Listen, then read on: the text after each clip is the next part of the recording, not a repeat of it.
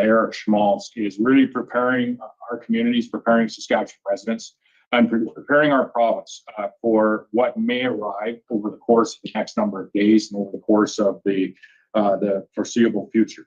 And how we are going to best work as a province to support our wildland firefighters that are working so hard in their communities, and to support the residents of those communities that may be evacuated or may be faced with fires in their region of the province. So that begins with today we're declaring a provincial wildfire state of emergency. Under that wildfire state of emergency are a number of initiatives then that we may have to use over the days ahead to further support the wildland fire suppression and firefighter activities that are happening in the north, further support those residents that are evacuated today or may have to be evacuated in the days ahead. And I'll discuss a little bit more about that towards the end, as well as Marlo and Steve will discuss some of the current situation and some of where we're going and how we can best support Saskatchewan residents in the next while. But what I would just close in these opening comments with saying is it's a very serious situation that we're faced with in Saskatchewan. We do need some rainfall. We need that sooner rather than later. And in light of that not being in the forecast, we most certainly are putting in place every measure possible to prepare our province, prepare our communities, and prepare those that live in our northern communities that are threatened by these wildfires in the days ahead. So, Marlo, would you like to? Thank you, Mr. Cleaver. Good afternoon, everyone. Do you want to move the mics over?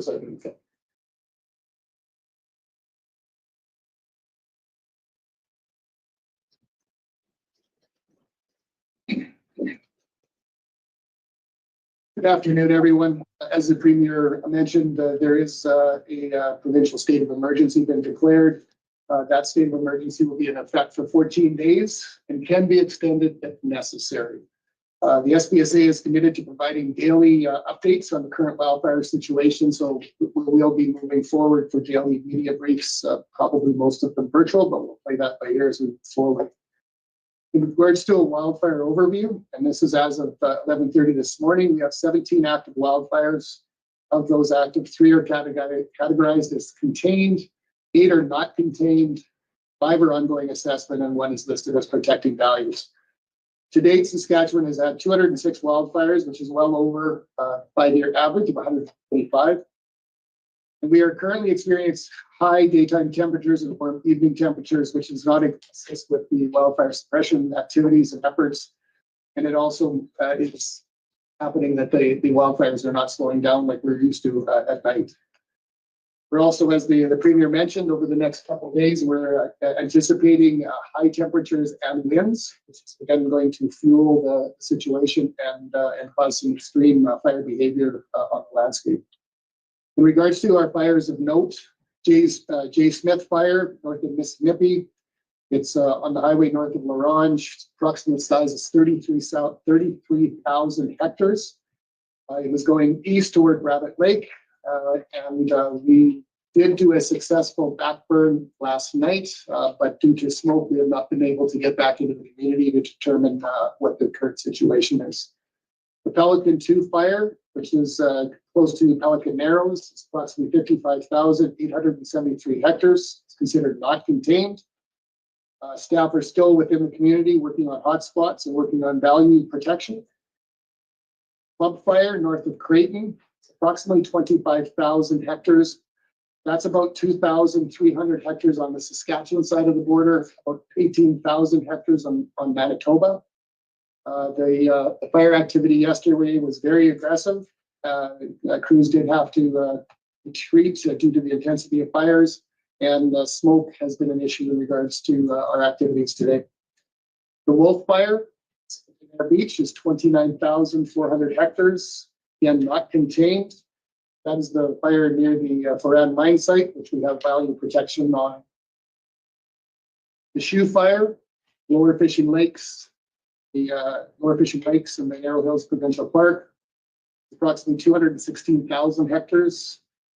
It is not contained. We have had multiple structures in East Trout Lake area lost. That is still being worked on to determine that the area and the size of the structures that we have lost and how many. We have crews still in the area, both in East Trout Lake and Lower Fishing Lake. Significant efforts are still ongoing to manage and contain and fight that fire. As you can tell by the size of it, this is a very difficult fire to work on. Issue fire, west of L'Orange, 55,767 hectares. That's the one near Hall Lake, not contained. Pitch fire near Wayaquan, size is approximately 2,500 hectares. That resulted in the evacuation of Wayaquan and impacts Highway 2. All these fires are currently being actioned by ground assets, air assets, and heavy equipment to protect values and prevent further damage the best that we can. As a reminder, we are expecting a new Q400 air tanker at the end of this month, and we will get that up and operational as fast as we can. Currently, we are have external supports, both coming and on ground. Currently, we have aircraft from Quebec and Alaska. We have ground resources from Nova Scotia and PEI that are committed to attending here very quickly, and Steve will have more detail on that. Currently, there are 15 evacuations within the province, and the SPSA is currently supporting 52 people from Rabbit Lake, Whalen Bay, Pickerel Lake, and Little Black Bear in Prince Albert, and we're supporting them in Prince Albert, Nipawin, and offering support for those that are staying with family and friends. We're also expecting to be supporting up to 400 individuals from Creighton, Jan Lake, and Denair Beach, and they will be going to Weyburn, Estevan, and I believe it's also some going to Nipawin. The communities that are evacuated that are not being SPSA supported, but are supported either through their own communities or through the Red Cross or other third-party providers are Hall Lake, Flin East Trout Lake Subdivision, Narrow Hills Provincial Park, Resort Village of Candle Lake, Sturgeon Weir, Shamble Lake, Birch Portage First Nation, and Wayaquan as of last night. In regards to the last media brief, we had some conversation around Candle Lake Fire Guard. Since that briefing, the SPSA has had personnel working with Candle Lake community leadership. We've had mitigation specialists in the community, and we are currently working on establishing a fire guard around that community. That work started yesterday afternoon and will go until completed. Today, the SPSA is also launching a dedicated toll-free phone line for people who have general questions about the wildfire situation in Saskatchewan. The 1-855-559-5502 line will be staffed from 8 to 8 by operators who will be able to answer most questions. However, areas of active wildfire, it will be unlikely that operators will be able to provide details, but we will try to get as much information to them as possible. People are encouraged to access the latest and most accurate information on the wildfire situation at saskpublicsafety.ca and to sign up for our emergency alerts through Sask Alert. I also want to just take a moment about drones. We'd like to remind residents to stay away from the fire at this time and let first responders do their job. Canadian law requires all drone pilots to fly according to the Canadian aviation regulations, which state that only someone with permission can fly over a wildfire or within 9.3 kilometers of a wildfire. We have had a recent incident within the province, but I will just mention that there was an incident in California in January where a drone did hit a tanker, caused significant damage. So again, just to remind everybody to stay away from those areas as we're working. Numerous highways are closed or have restricted access, so please check the highway hotline information because that situation can change fairly quickly. In regards to asset loss, as of today, we know or have confirmed 44 values or 44 structures have been lost to wildfires, but we're still assessing other areas. And if anyone does spot wildfires or grass fires, please call 911. And we will encourage anybody that has property owners that are not really directly affected by wildfires at this time to fire smart their home or yards. Again, simple cost-free tasks of pruning dead trees and keeping your yard free of debris all helps in situations like this. I also want to apologize for the Sask alert error that went out last night. We sent an alert for reactive evacuation, immediate evacuation. The information was correct, but the map was not. It included Prince Albert. And so I know that caused angst for some individuals. So again, we're doing a review so that to make sure that that does not happen again. And then finally, I really want to acknowledge the great work that our wildland firefighters, community volunteers, volunteer fire departments are doing. It is really a all hands on deck approach, and really want to thank individuals and communities. I was on the road yesterday, and I know that there's members of the community that are supporting our staff, supplying sleeping arrangements, bringing food to the bases, our IMTs. That is so greatly appreciated to the women and men that are doing the hard work in the trees and the forests. So I really want to acknowledge that. It's really going to be an effort all of us need to pull together to get through this over the next days, weeks. But we will get through this. We have to do it together. So again, thank you. And with that, I will turn it back to Steve, you have just a couple items I can. sorry.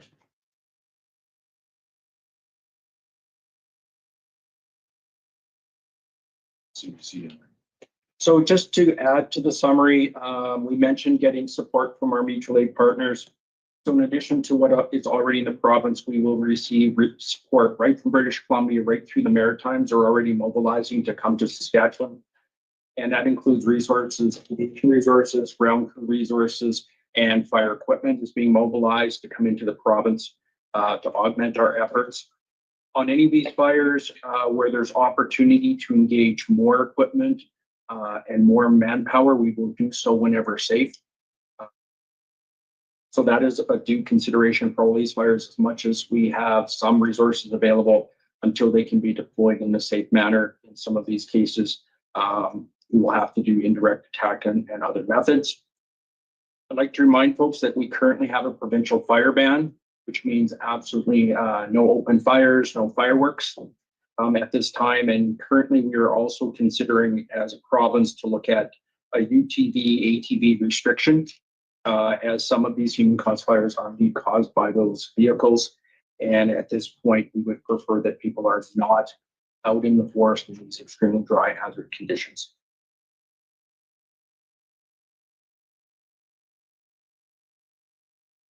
You, Mr. Pritchard and Mr. Roberts. So before we go into questions, I'll just like to remind those of you who are on Teams, we ask that you use the raise hand function on Teams or by commenting in the chat. If you're phoning in, you'll need to press *5 to raise your hand.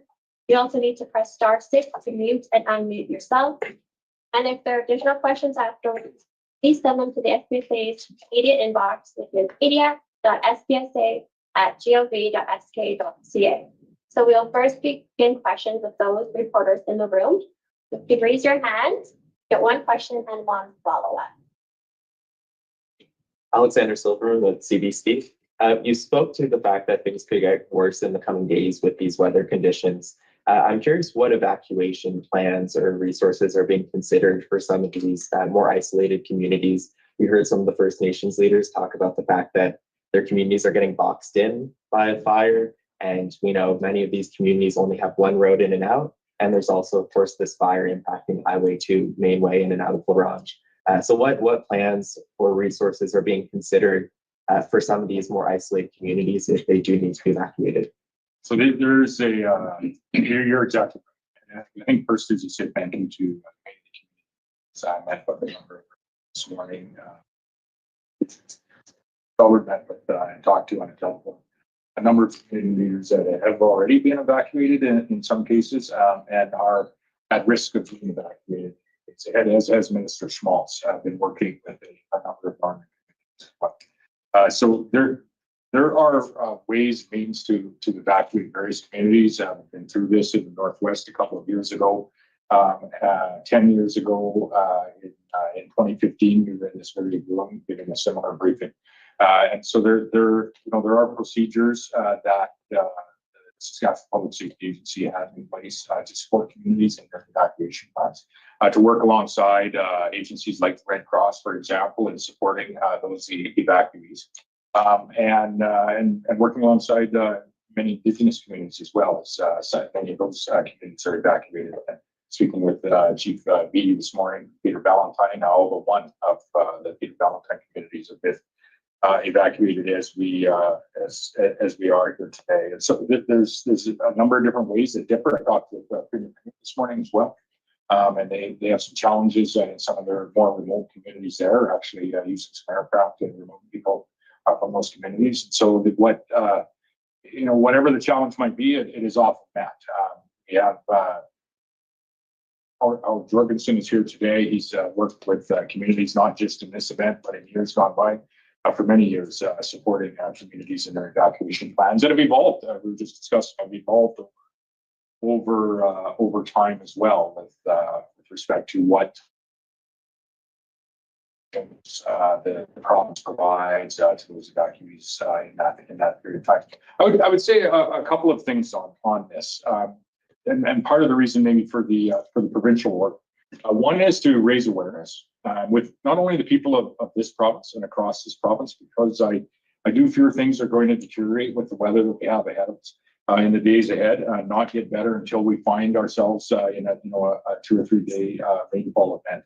Two is to raise the awareness as well with the federal government, as us in Manitoba really work alongside one another to support our communities and the residents, and both of us would have requests at certain times for some additional resources, whatever those might be, from human resources to various types of equipment as well. In addition to that, there is, I think, further some opportunities for those individuals from evacuated communities that are unfortunately all too familiar with the challenge of wildfire. But there are many of those individuals that are trained, for example, as maybe a level 3 firefighter. I would have an ask of those individuals is that they identify themselves to their nearest fire base as being available to be deployed in the wildland fire scenario, and they'd be contacted then by Steve and his team to go out and help save the communities in the days ahead. So if there is today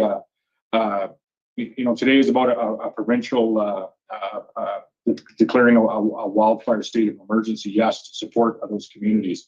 But one way for individuals that have some training and certification in wildland fire firefighting, we'd ask that you report to your nearest fire base and identify yourself as available, and we're going to try to find a place for you to, depending on the response. We're going to follow up as well, right? Yep. And Premier Canoe, of course, asked the Prime Minister for help from the Canadian Armed Forces. Have you asked for any additional support from the federal government? And at what point would you also request support from the armed forces? Yeah, not direct yet, and maybe let Steve or Marlo speak directly to the asks. However, we wouldn't hesitate should the federal government be able to provide us with supports that would most certainly be useful in defending our communities against the fire that we see. And so we may in the days ahead. Part of the reason, again, for moving with the emergency order is to raise that awareness and to start that little more open, broader, serious conversation about the situation that we're faced here in the north. I was talking to a community leader this morning where and Steve, you can speak to this in much more depth, but they actually weren't able to use a water bomber at that point in time because of the smoke cover overhead. So sometimes the resources that you have can't actually be used in a specific situation, and they're looking for any additional ground wildland fighters that they could have to keep the fire out of their community. And so every the logistics in every situation is a little bit specific to what's happening, and not only in that day but in that particular hour. But I would say overall the conditions that we're facing and the conditions that our our northern residents, communities, and our wildland fighters are facing today are as severe or quite likely more unlikely than anything that we've faced for quite some period of time, if not ever. Steve, you have anything to add to the federal ask that may be coming, or how they could help support our northern communities and wildland fighters today? Sure. Through our mutual aid agreements, we do talk to all of our Canadian partners. The federal government is involved in that discussion and setting national priorities. So part of it, the discussion is, what is the situation in Saskatchewan? What resources are critical to us being successful? And make that case so that those resources that may become available in Quebec or the Maritimes actually gets here, because we have the pressing need for that resources. So there are resources on one side, needs on the other. We have to make sure that balances. Obviously, as it was noted, Manitoba is in the same boat we are. They are also asking for resources. So at some point, there was some discussion about who's going to get the first 40-man crew and who's going to get the second 40-person crew. And is it something unique that the feds can do, like in Manitoba's case, where they were looking for evacuation by military aircraft? That is not currently a demand that we need in Saskatchewan. So we have not asked the feds for that specific. They haven't asked for federal firefighters. They've asked for military aircraft. So there are opportunities where we can go to the federal government on a case-by-case basis for those specific things. Maybe I would just add to that as well. I talked to Premier Canoe this morning, and at every level, whether it be through the provincial compacts, working closely with our partners across North America, not just in Canada, but across North America, as we have planes and resources in from Alaska today. But working very closely with the province of Manitoba at the political level as well, and offering support back and forth where we can. We're in this together, and not just in our two provinces, but largely in our two provinces. So I spoke with him this morning, and then just prior, I was able to connect with Bucky Belanger, our Liberal MP for the northern part of the province as well, to ensure that he's abreast as to what the challenges are, where we are, and working at all levels of government and interprovincially at the political level as well to support them. I just wanted to ask about that emergency alert that went out, and the one I saw, it looked like it just wasn't filled out properly. Like there were things in parentheses that just said like jurisdiction. Was it a matter of someone, clicking the send button too soon, or what exactly happened there? Yeah, we are very, very sorry about that. It was human error. Whether it got hit, we're doing a review and internal review to determine what this was.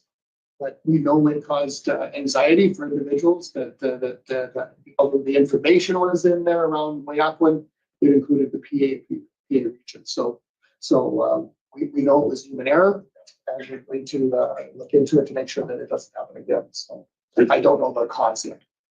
I would add to that. There's a lot going on across emergency services, and that's not an excuse stretch. There is a lot going on, and I was made aware of that as I live in the area, so I had a number of individuals reach out and ask if they should solve it.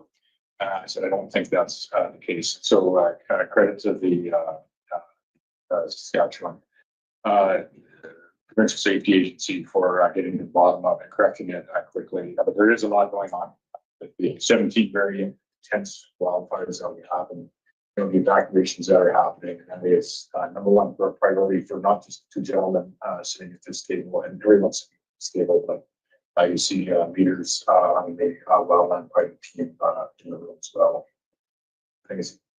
I say thank you through them to each of the teams for the work that they're doing. I say thank you as well to the community leaders that are doing a tremendous amount of work on the ground in communities across the north, whether it be in evacuations or battling back the wildfires right on the very front lines. And I just thank you to so many that are supporting them. Then you mentioned, I don't know if I misheard, but you said something about you had an incident with a drone, or what made you make that announcement about the drone? We did have a report of a drone in the area. Creighton area, the Manitoba fire in that area. So it resulted in a mission being diverted in regards to safety. until we could confirm that was or was not there. So it's just, again, just reminding people that, drones are dangerous for interrupts our operations. We have a lot of dedicated pilots and individuals that are trying to suppress and protect communities.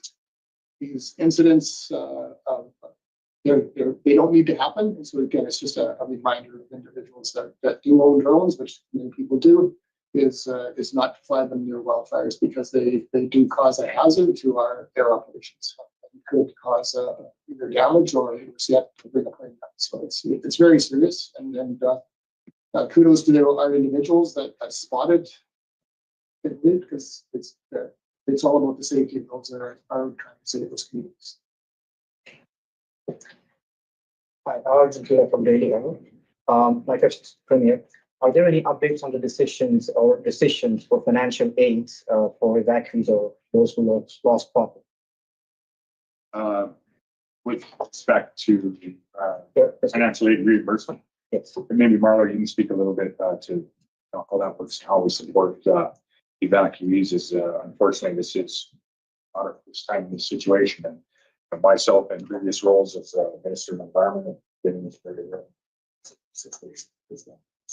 There are protocols and policies in place, as we were talking, Howard, to change from time to time.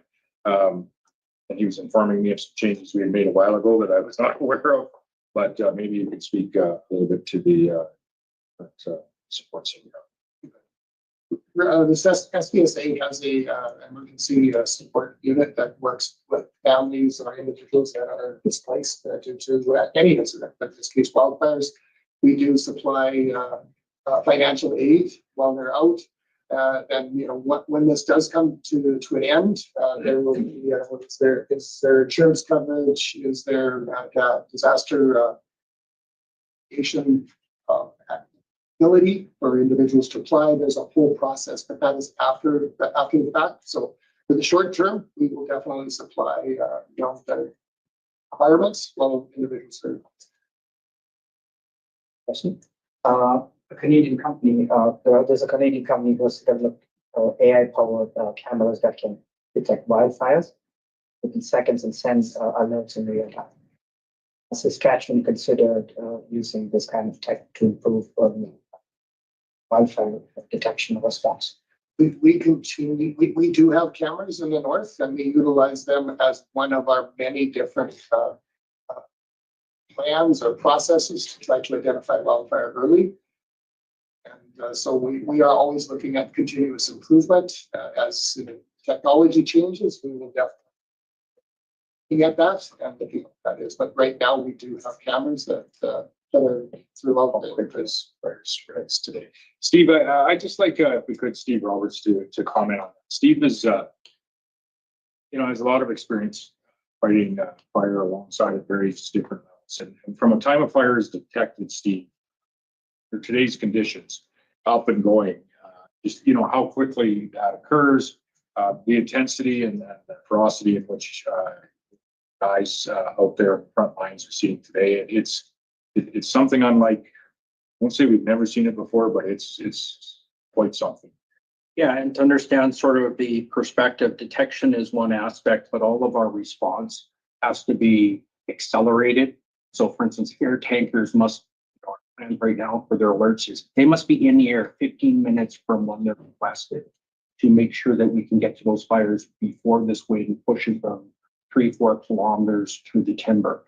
And that's what we're seeing now is they go from a ground fire to a crown fire and start moving by wind, 2, 3, 4 kilometers in a few hours. And catching them small is the primary strategy we have. Anything that gets beyond that containment will be a problem. So we are using cameras. We have for a number of years, but we actually have trained technical experts that view those cameras and the data that's in them to assess the risk and the validity of the report and immediately notifies our fire operations response system. So basically they're doing the verification before response starts. Instead of, the fact that they have the training and the expertise to do that. I just have a question regarding drones again. You mentioned the one incident. Has there been any other incidents this past year where somebody's been caught? And then if we need it, would there be any changes that need to be made in legislation to ensure firefighting efforts aren't being hampered?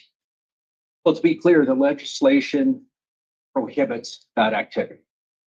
So it's a federal regulation says you shall not do that.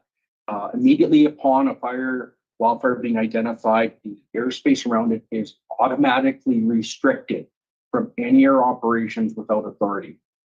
And that includes now drone operations.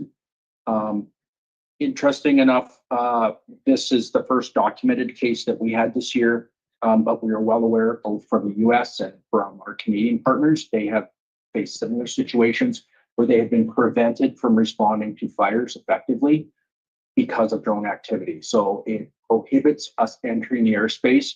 You can imagine an air tanker traveling at treetop level in smoky conditions at 260 knots is not going to see somebody's drone until it's far too late. It's too small, doesn't show up on radar. So they pose an extreme hazard. So the only solution we can do safely is to pull the aircraft and then see if we can find, but it could be any number of recreational users. Those users could be just recreationists. It can be media. We've had the request for media. Can we just fly drones up? And our first answer is no. It will inhibit our operation. So incredibly important. I know people would like to see and know if their cabin's okay in those items. But if it's going to prevent the operation, that's going to save that cabin. It's probably counterproductive. And I do have a follow-up for the Premier from my national colleagues. The Trump fentanyl tariffs have now been reinstated by a U.S. appeals court after they were struck down last night. How is your government managing the volatility associated with the changing tariff dynamic? Which tariffs were reinstated? The fentanyl tariffs reinstated. Oh, and so are they going on immediately? Is that what the U.S. administration said? I believe so. It was from my. I've not been informed of that, and I am sure if that is the case, the federal government will be informing us. I was aware of the case, however, I didn't. I felt it was more that it could be reimposed should he feel necessity to do so.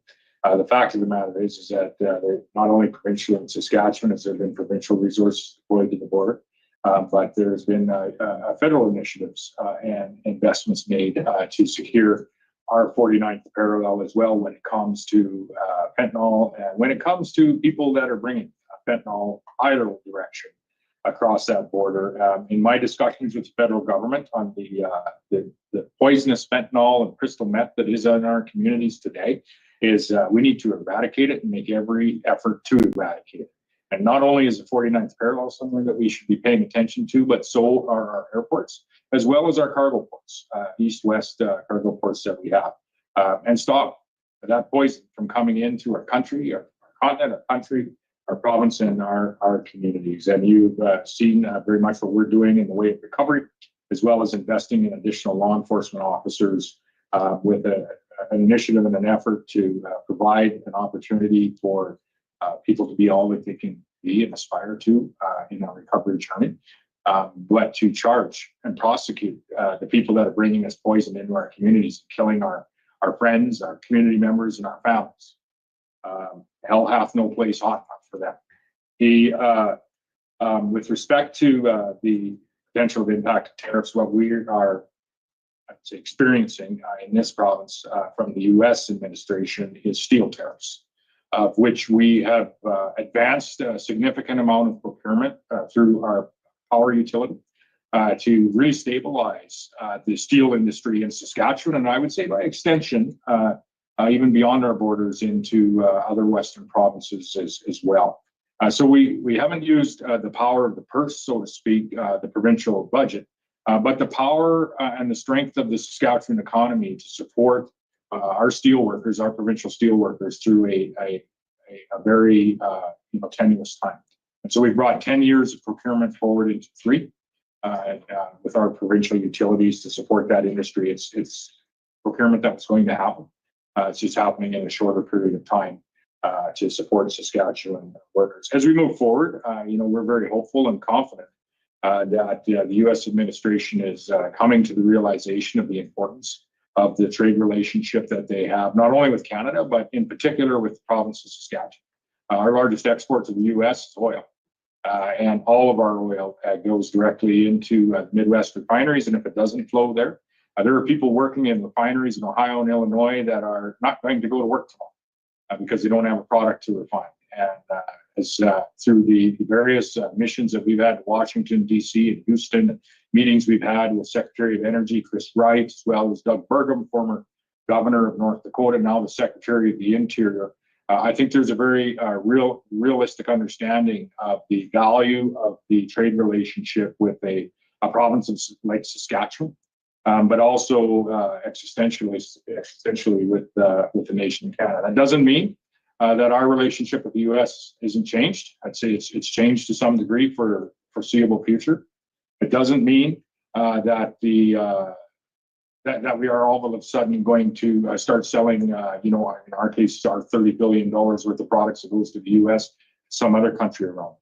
But we do need to focus. I want to just highlight one piece that came out of the Western Premiers Conference in Yellowknife, because I think it's really a generational opportunity for Canadians, all Canadians, but in particular those in Western and our Arctic regions. And that was the commitment and support by all 4 Western Premiers and the 3 Northern Premiers for a port-to-port corridor, connecting the ports in the Northwestern Pacific to those in Hudson Bay. Port-to-port corridor that would open up the Asian and European markets, which is an aspiration and a commitment of the new Prime Minister. And I think would really provide the opportunity not only for us to expand the natural resources that we produce, and some of them in northern Saskatchewan that are being impacted as we speak, and northern communities and community members that are working in those industries, but to really diversify our trade away from the United States of America as we grow our economy. And so in my elected time, from an economic perspective, this port-to-port corridor connecting the Asian and European markets, whether it be hydroelectricity, whether it be additional rail capacity to Port of Prince Rupert, for example, or whether it be oil and gas, transporting oil and gas to those global markets, offsetting dirtier products from other areas of the world, is the largest single generational opportunity that I have seen for economic success for not only Western Canadians, but the entirety of our nation. And I hope it's one that on Monday, with the visit of the other 2 premiers, the Prime Minister, that will gain full support of all provincial and territorial leaders and full support of the Prime Minister and the federal government. Scott, if I could, you've met with some Indigenous leaders already in the area.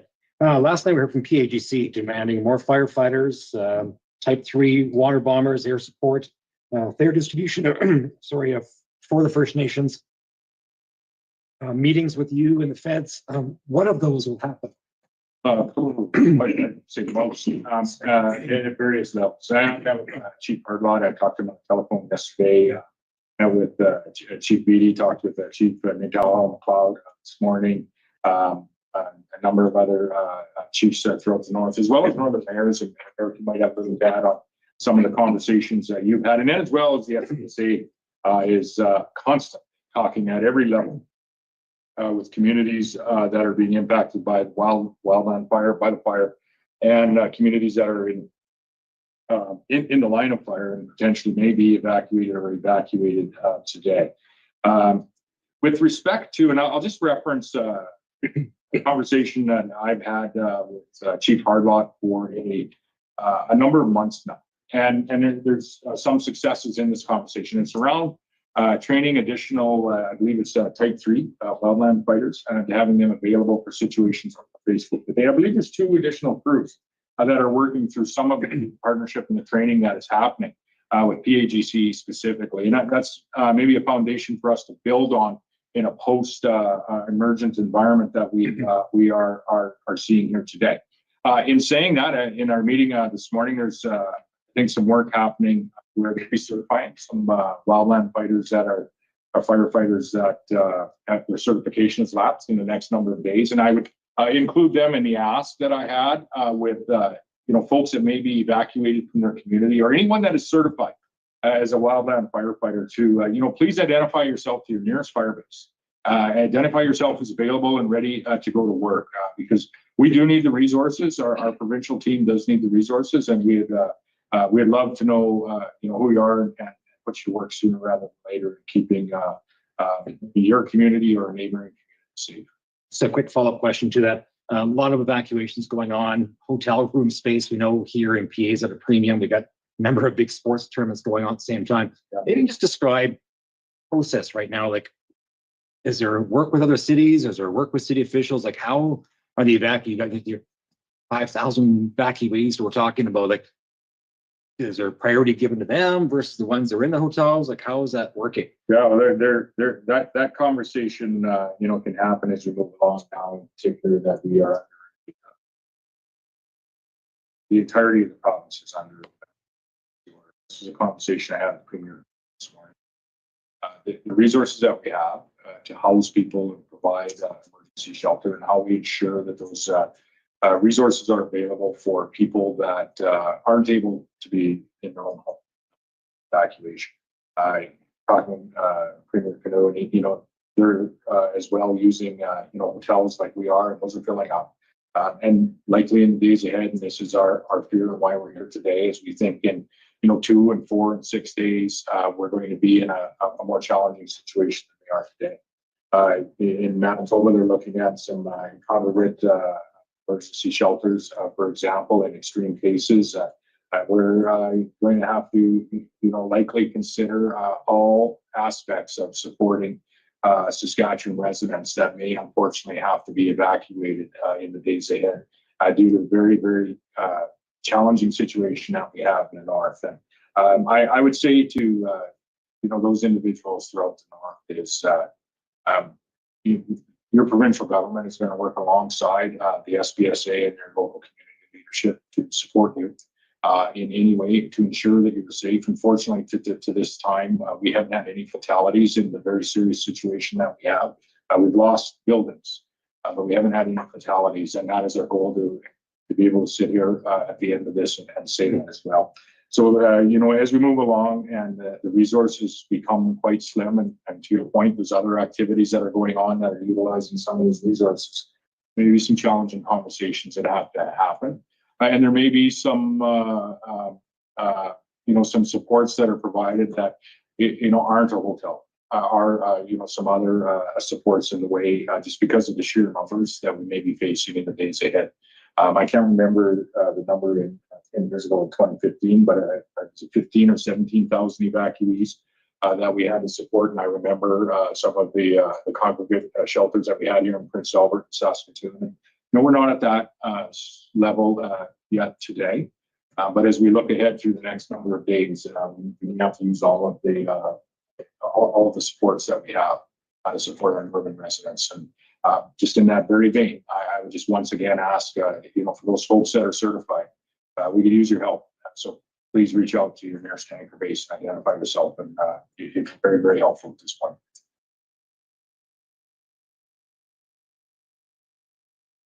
Anyone else? Good deal. Thank you, everybody. What a team here. Let's go online. Sorry, I forgot we were connected.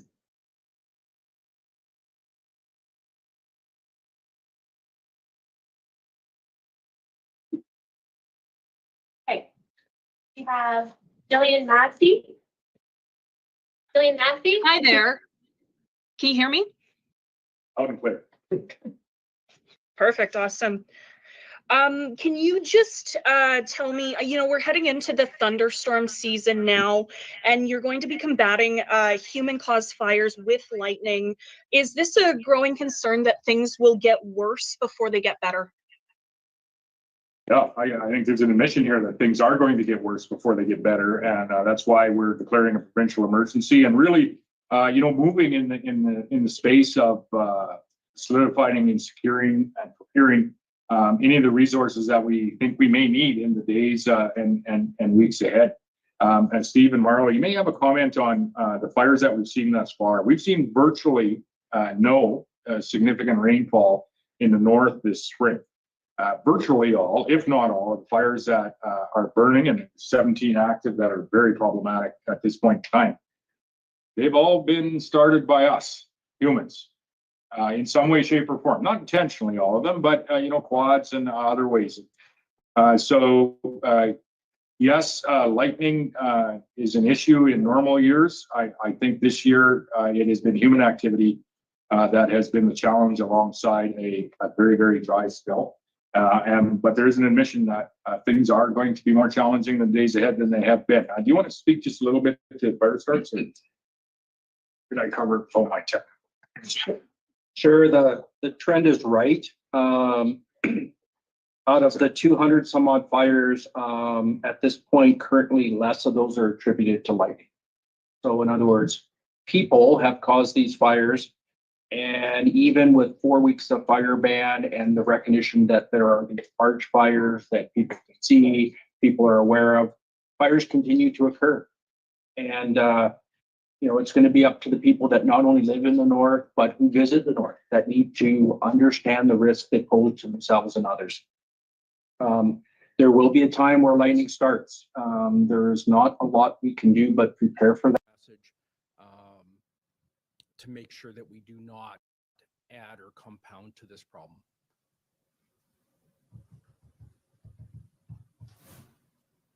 Thank you. And then just for my follow-up here, there's been some criticism of your coordination of the resources. Can you tell us how that coordination works? Is it on the ground people or experts sitting in an office? Because we've heard some conversations from people who say they're the ones fighting the fires and they aren't being listened to at this point. So wildfire fighting is a complex, well-known entity. It is, if I had to relate to it, is managed like a military operation. There's layers of decision-making and communication. Priorities are set so that a local decision is influenced by what is happening regionally and provincially. Resources that are limited will go to highest priorities, greatest risk values, which means that somebody who asks for a couple extra helicopters or 30 or 40 more crew member may not get them. Does that mean we're not listing? No. Does it mean that they're going to a higher priority destination and threat? Yes, they are. And when we're really short, we will go out, we will find some more resources as we are. Those also will be assigned to the highest priority area, not every area.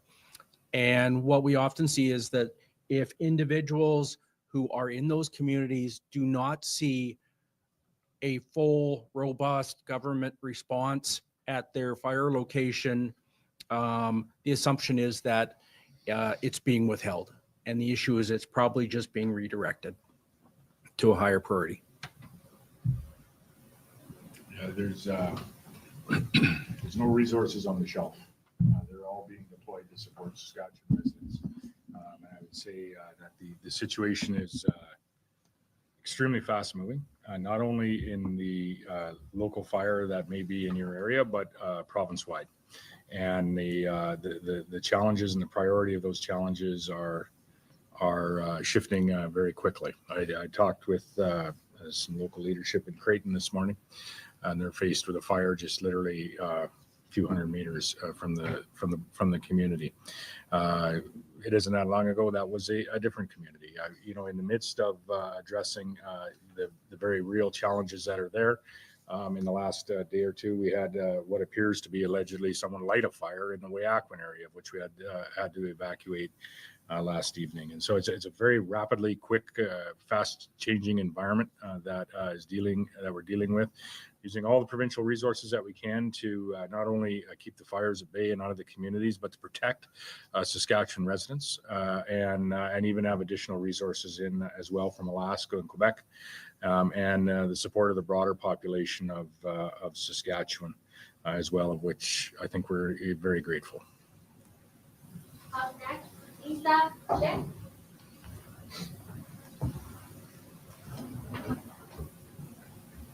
Lisa? Okay. You're on mute, Lisa. You're on mute. Oh, yep, there we go. I think after 5 years, I'd be able to figure this out. Can you just be a little bit more specific as to what declaring this emergency is going to be able to offer you that you weren't able to do before? I know you kind of mentioned a few things that might happen, but what resources does this create by calling an emergency? It higher prioritizes us when it comes to resources that may arrive from the federal government. It also expedites the opportunities that we have to access resources should we need them in the days ahead. Whether that be, I think it was a 2015 or a number of years ago where we actually had military resources in this very room supporting the North. There isn't a request for that today.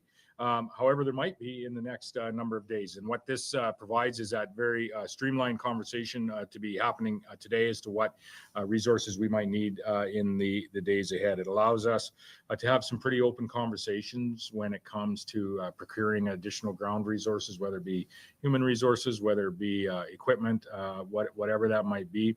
And as we find our way into what we fear may be a worsening environment due to the weather forecast not having rain in it, we may have to have some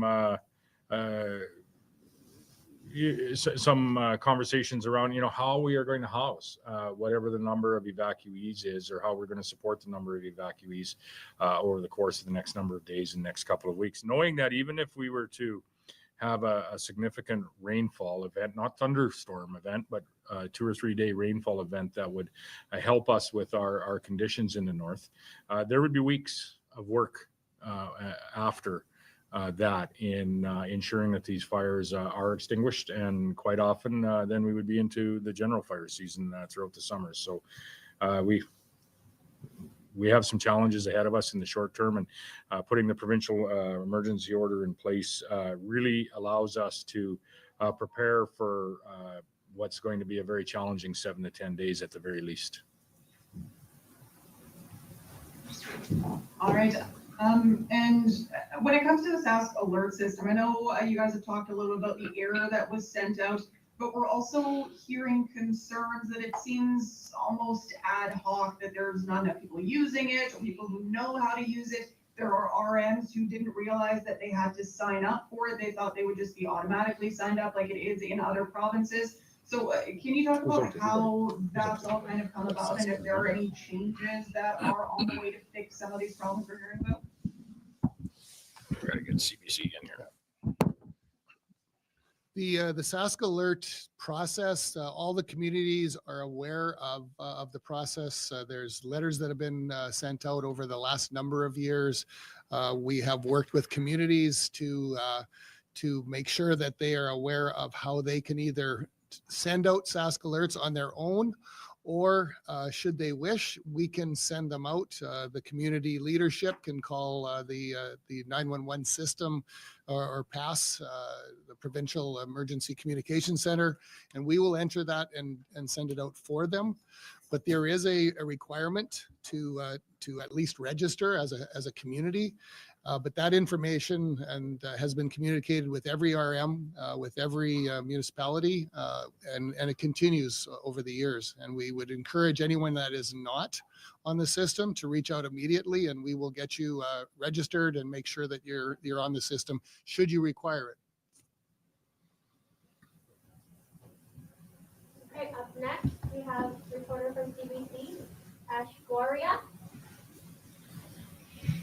Hi, I just have a question from my colleague for the Premier. You said you want a reset in the relationship between Ottawa and Saskatchewan. Do you think Monday's conference is a chance to start that process? Well, from our perspective, it's already begun. And I think you see that in the approach that I have brought to our asks of the federal government to change course in a number of policies. We've been very specific with respect to that, to not only advance and provide opportunity for the Saskatchewan economy, but if we want to look at a strong national Canadian economy, I think we need to realize that that economy is the sum of its parts, which is 10 provinces and 3 territories. So we've put forward what we view as changes that need to happen in order to start that new relationship between the province of Saskatchewan and the federal government.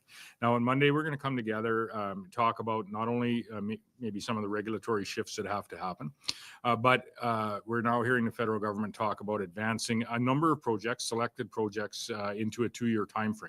The fact that there is an admission that we need to select projects to essentially circumvent some of the current regulatory environment that we have to get those projects to fruition is an admission that the current regulatory environment isn't working. And so that's fine. We will work with the federal government on identifying those projects in Saskatchewan. We have a uranium mine in the north that is has all its approvals, should start construction immediately. We have the port-to-port corridor that we, all Western Canadian and Northern premiers had supported that would open up Asian and European markets, I think would be very high on the priority list. Nutrien is looking at expanding their West Coast port operations, likely going to need additional rail capacity in order for that to happen, and a strong, sound regulatory environment at the production end of the potash industry right here in Saskatchewan, which is the largest and most sustainable potash industry in the world. So in the short term, sure, we can identify some projects and move forward. In the longer term, the opportunity for us in this province, and I would say more broadly for all of Canada, is to put together a sound regulatory environment that doesn't require us to be looking at ways to circumvent it. To put together a strong, sound regulatory environment that is going to allow investment to flow, allow projects to come through maybe an exploration stage into the pre-development and ultimately into production, whether it be a mining project, an oil and gas project, or whether it be any of our natural resources, or whether it be manufacturing projects that are being talked about in central Canada. And so I don't know that I have ever seen such a economic opportunity available and lying at the feet and before Canadians than I do today. But I see it. And I think it is incumbent on our federal government to alter course slightly so that we are able to achieve the aspirations of the new Prime Minister, which are to become the strongest economy in the G7 nation and to become a global energy superpower. And policies matter. And if we are going to actually achieve either of those, we are going to have to ensure that we have a policy framework in place that is going to allow for that investment and allow for that economic success so that we're able to invest in all of the things that matter to Saskatchewan people, like investing in safety of our communities through wildland fire management. And so this is how Canada works, and I would say we have a great opportunity ahead of us. And I hope the new Prime Minister and maybe to some degree a renewed government will take up the mantle and allow Canadians to achieve that strong Canadian economy, but doing so through the 13 subnational economies that we have. Thank you. Next, Jeremy. Hi, Premier. Just want to understand a bit more as to why military help is not being requested at this time. Do you want to speak to that, Marlo, or Steve? Let's go, Steve.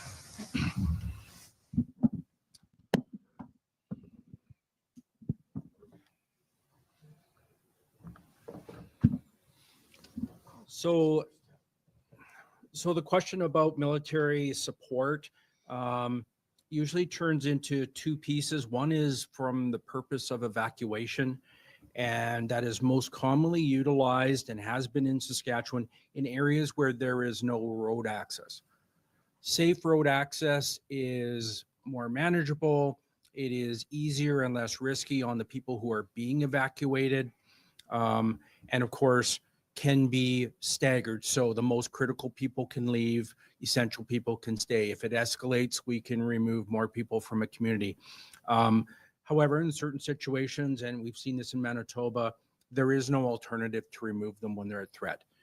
And the only way is to move them, a lot of them in a short period of time, and that's going to take military aircraft.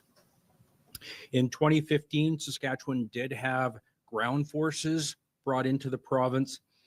They were brought in to support Type 1 and Type 2 firefighters that we have currently, and were assigned to fires that were already contained, partially contained, and the risk had dropped. Military firefighters do not do this as a permanent occupation. So they are never put in the high-risk situations that our trained, experienced people go into. So they serve a similar function as the individuals that the Premier has identified, people with certification and skills that can be added as these fires are calmed down, lines are secure, and we can bring people with a lower level of skill, but can definitely assist us in getting these things contained and cleaned up. So in the current situation in Saskatchewan, there is no spot where we would be putting large amounts of military individuals, and we currently do not have evacuation situations that require military aircraft. And that's where Manitoba has used them in that evacuation scenario. Yes. I talked to Premier Canoe about that this morning. Okay, thank you. Does that help, Jeremy? Yes, thank you.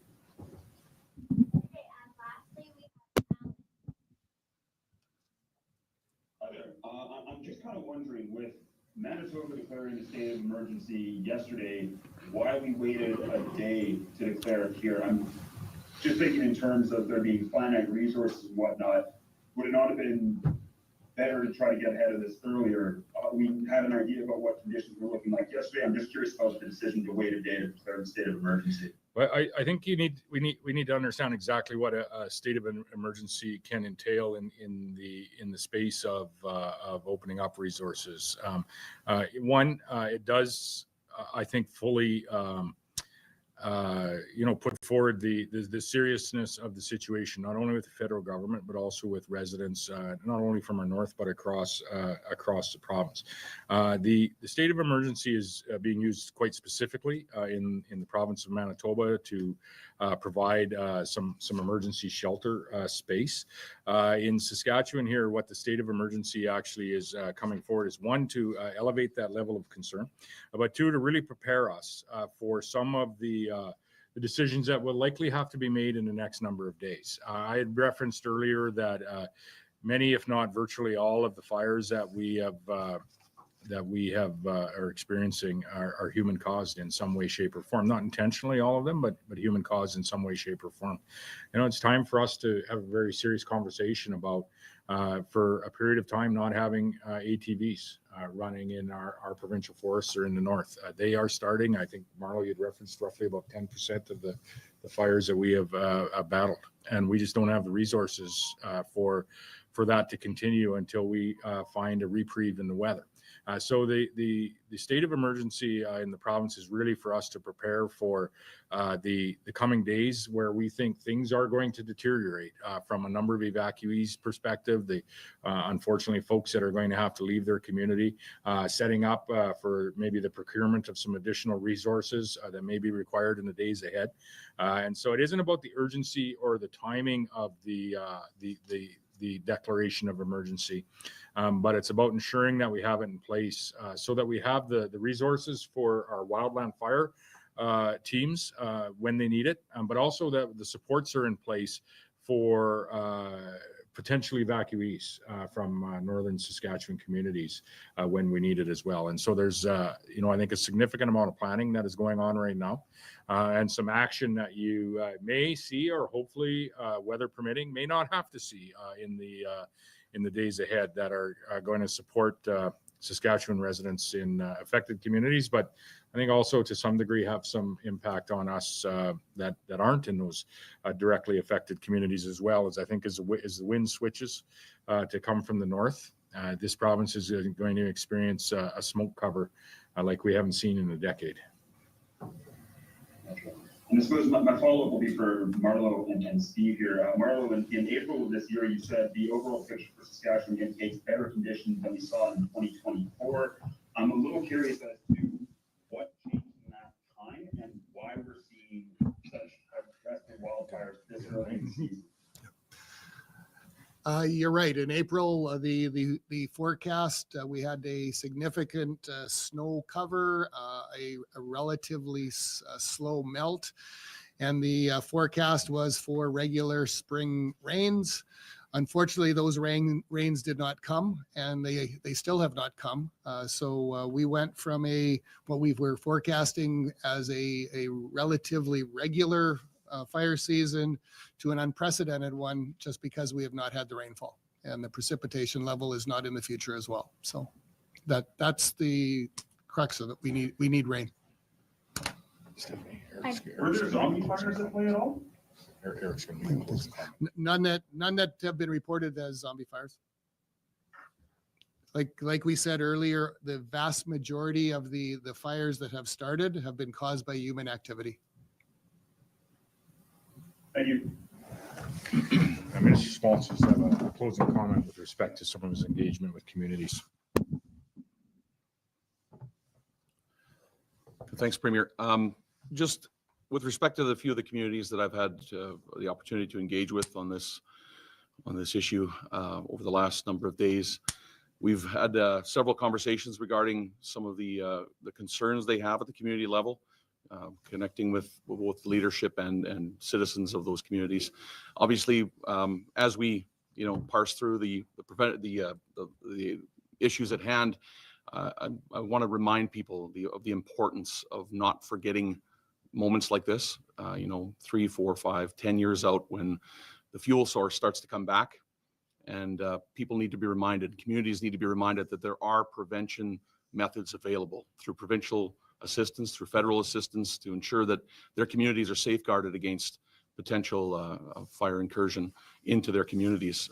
Obviously, there's the Fire Smart program that's put through the SPSA, an effective program to ensure things like fire breaks and infrastructure in place to make sure that we don't have issues of fire threatening communities, or we have opportunities to provide relief for firefighting efforts to take hold. So I want to again just wrap up by saying a thank you to the firefighters, to the communities that are there day in, day out supporting those firefighters. I've witnessed it firsthand, being in those communities where you have an entire brigade of people, local citizens there cooking, providing refreshment, making sure that the needs of the people who are on the front line are being met. So a big thank you to them, and a big thank you to the SPSA and the personnel on the ground, and as well as local firefighters in those local communities. So thank you. And before we end, I want to make one correction. So the state of emergency will be in effect for 30 days and can be extended if necessary. So 30 days. Thank you. Thanks, everyone. Have a safe rest of your day.